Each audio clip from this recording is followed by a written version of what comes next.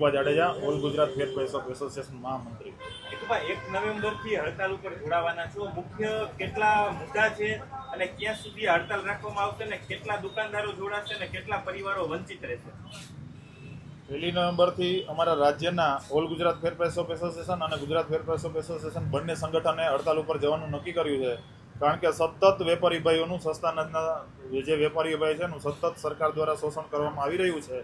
ત્યારે અમારા રાજ્યના 17,000 દુકાનદારોએ નક્કી કર્યું છે, અમારી વારંવાર રજૂઆતો લેખિત, મૌખિક, રૂબરૂ આ કોઈ રજૂઆતને ધ્યાનમાં નથી લેવાતી, ત્યારે અમે છેલ્લા 4 વર્ષથી અમે આ સતત રજૂઆત કરી હતી।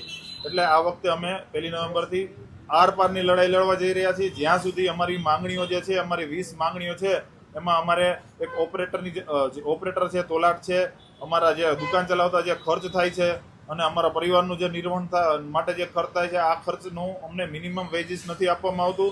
એટલે અમારા પોષણક્ષમ વળતરની મુખ્ય માંગણી છે। કાળા પરિપત્રો કર્યા છે, ડબલ ફિંગરપ્રિન્ટ લઈને અનાજનું વિતરણ કરવાનું, ગોડાઉન ખાતેથી જે જથ્થો આવે છે એ જથ્થો પૂરેપૂરો નથી મળતો। આવી 20 માંગણીઓને લઈ અને 1 નવેમ્બરથી અમે હડતાલ ઉપર જશું અને આ હડતાલ જો અમારી શરૂ રહેશે તો રાજ્યના જરૂરિયાતમંદ અને ગરીબ લગભગ 74 થી 75 લાખ કુટુંબો અનાજ અને વિવિધ જનસીઓથી વંચિત રહેશે। એની ટોટલ જવાબદારી સરકારશ્રીની રહેશે। માવજીભાઈ રાખે છે, એફપીએસના પ્રમુખ, રાજકોટ। માવજીભાઈ, આજે 1 નવેમ્બરથી હડતાલ છે તે કેટલા સમય માટે છે, કેટલા દુકાનદારો જોડાશે અને મુખ્ય આપણી કઈ માંગણી હતી કે જે સ્વીકારવામાં નથી આવી? 1 નવેમ્બરથી જે હડતાલની બાબત છે તે બાબતની અંદર રાજ્ય અમારા બંને એસોસિએશન દ્વારા વારંવાર મને અધિકારીઓને રજૂઆતો કરેલી છે। તો અધિકારીઓએ ક્યાંક ને જે કાંઈ પ્રશ્નો છે પ્રશ્નોનો યોગ્ય જવાબ નથી આપેલા। એક પણ પ્રશ્ન અત્યાર સુધી અમને સહકાર નથી મળ્યો, જેના પરિણામે હડતાલ અમને કરવામાં આવી। આ જે હડતાલ છે, હડતાલ અમારા અસ્તિત્વની લડાઈ છે, અમારા હકની લડાઈ છે, અમારા અધિકારની લડાઈ છે।